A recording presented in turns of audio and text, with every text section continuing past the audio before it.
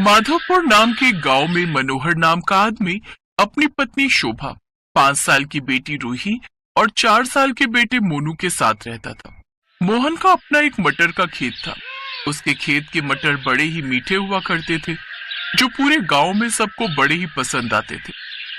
सभी उसी की मटर खरीदना पसंद करते थे।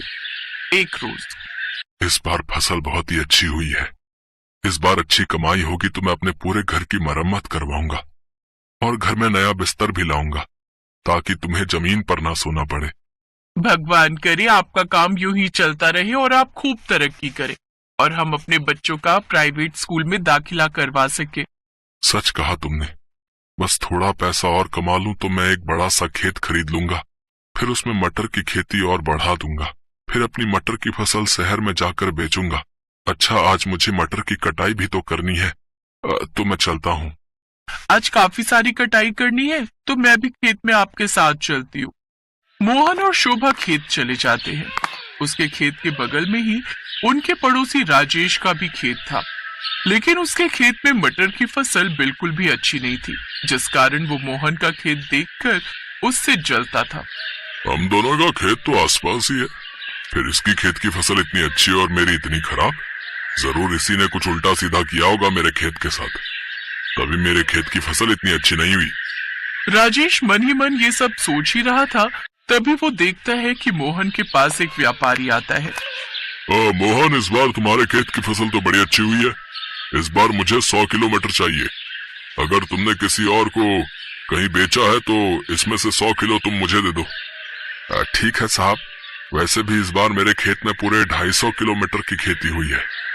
ठीक है, फिर 100 किलो मुझे भिजवा देना, और चाहिए होंगे तो बता दूंगा। ये कहकर सेठ जाने लगता है।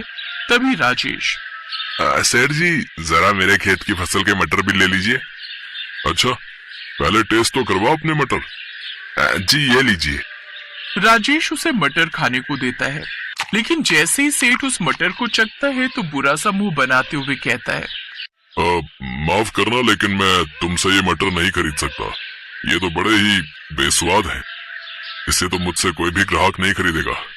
अच्छा, मैं चलता हूँ भाई। ये कहकर वो वहां से चला जाता है। तभी राजेश मोहन से, तुम्हारे कारण मेरी फसल की बिक्री नहीं हो पाई। हम दोनों के खेत आसपास हैं, लेकिन इसके बावजूद भी मेरे खेत की फसल अच्छी नहीं होती। इसका मतलब तूने जरूर मेरे खेत की फसल खराब करने के लिए कुछ डाला है।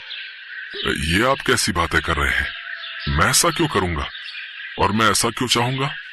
बस बस, अब ज्यादा भोला बनने की कोशिश मत करो। मैं जानता हूँ तुमने ही कुछ किया है ताकि मेरे खेत की फसल खराब हो जाए और सब तुमसे ही मटर खरीदें। मैं कुछ कह नहीं रहा, इसका मतलब ये नहीं कि तुम कुछ भी बोलते जाओगे। मैंने हमेशा पूरी ईमानदारी से अपना काम किया है। ना तो मैंने कभी किसी का बुरा किया है और ना ही कभी किसी का बुरा सोच सकता हूँ।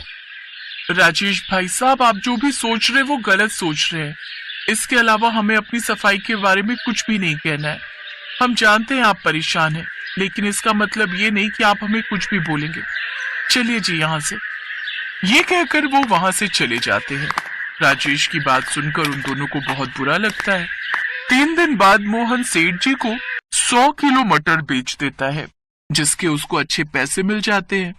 अभी भी उसके खेत की लगभग 150 किलो मटर बच जाते हैं।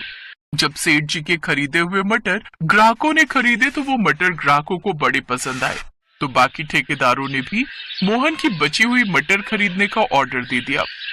हे भगवान, तेरा लाख लाख शुक्र है। पता है शोभा, हमारे सारे मटर बिक गए।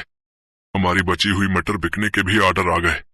अब मैं सोच रहा हूँ कि बाकी की मटर बिकने के बाद मेरे पास जब सारे पैसे आएंगे तो उनमें से मैं कुछ पैसे राजेश भाई साहब को दे दूंगा, ताकि वो फिर से अपनी फसल उगा सकें।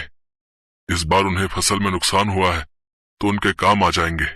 लेकिन वो तो आपको ही अपनी फसल खराब होने का जिम्मेदार मानते हैं और आप उन्हीं की मदद करना चाहते हैं। उन्होंने आपको कितना बुरा भला कहा, उसके बाद भी आप उनकी मदद करना चाहते हैं। काश वो आपके मन के भावों को समझ पाते। भले ही वो मेरे बारे में कुछ भी सोचे शोभा, लेकिन है तो वो हमारे पड़ोसी ही, तो हमें तो उनकी मदद करनी ही चाहिए। जहां मोहन राजेश के बारे में इतना सोच रहा था, वहीं राजेश के मन में तो उसके खिलाफ गुस्सा पनप रहा था। उस मोहन को बड़ा घमंड है ना खुद पर। अब मैं उसका घमंड चूर चूर कर दूंगा। उसकी सारी फसल खराब कर दूंगा। गांव में सबके सोने के बाद आधी रात को राजेश मोहन के उस गोदाम में जाता है और वहां आग लगा देता है। अब आएगा मजा।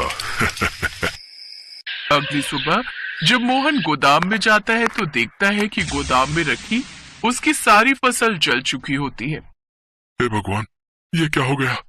मेरी समझ में तो कुछ नहीं आ रहा। मेरी फसल, मेरी फसल, मैं बर्बाद हो गया। मेरी साल भर की मेहनत, मेरी पूंजी सब खराब हो गई। अब मैं क्या करूं? कुछ देर बाद मोहन अपने घर लौट आता है और अपनी पत्नी को सारी बात बताता है। उसकी पत्नी उसे समझा बुझाकर किसी तरह शांत करती है।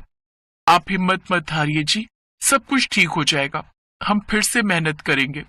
हाँ बाबा, आप परेशान मत हो, भगवान जी है ना, वो सब ठीक कर देंगे।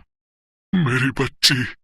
अगले दिन मोहन फिर से अपने खेत पर मटर के बीज बोने जाता है तो देखता है कि उसका खेत हरे भरे मटर की फसल से लहलहा रहा है। ये देख वो हैरान हो जाता है। उसे तो अपनी आंखों पर यकीन ही नहीं होता। ये कैसे हो सकता है? मेरे खेत में मटर की हरी भरी फसल कैसे उग गई? कहीं मैं कोई सपना तो नहीं देख रहा ना? नहीं, ये कोई सपना नहीं है मोहन, ये हकीकत है। जरा यहाँ देख मोहन, मैं हूँ जादुई मटर। मोहन जब उस तरफ देखता है तो वो हैरान रह जाता है क्योंकि उसके सामने एक जादुई बोलने वाली मटर खड़ी थी जिसके दो छोटे छोटे हाथ पैर और दो आंखें भी थी। अरे, तुम कैसी मटर हो जिसके हाथ पैर भी हैं? मैं एक जादुई मटर हूँ और यहाँ पर तुम्हारी मदद के लिए आई हूँ। सब्जियों के लोग से कुछ समय पहले मैं तुम्हें देख रही थी। तुम्हारी पड़ोसी ने तुम्हें कितना गलत कहा, लेकिन फिर भी उल्टा तुमने उसकी मदद के बारे में सोचा। लेकिन जब उसने अपनी जलन के चलते तुम्हारी फसल में आग लगा दी तो मुझसे रहा नहीं गया। मैं तुम जैसे नेक इंसान को इस तरह मुसीबत में नहीं देख सकती, इसलिए मैं तुम्हारी मदद करने चली आई। तो ये आग राजेश भैया ने लगाई। कोई बात नहीं, हरी मटर मैं चाहता हूँ जैसे तुमने मेरे खेत को हरा भरा कर दिया, ऐसे ही तुम उनके खेत को भी हरा कर दो। ये कहकर तुमने तो मेरा दिल ही जीत लिया।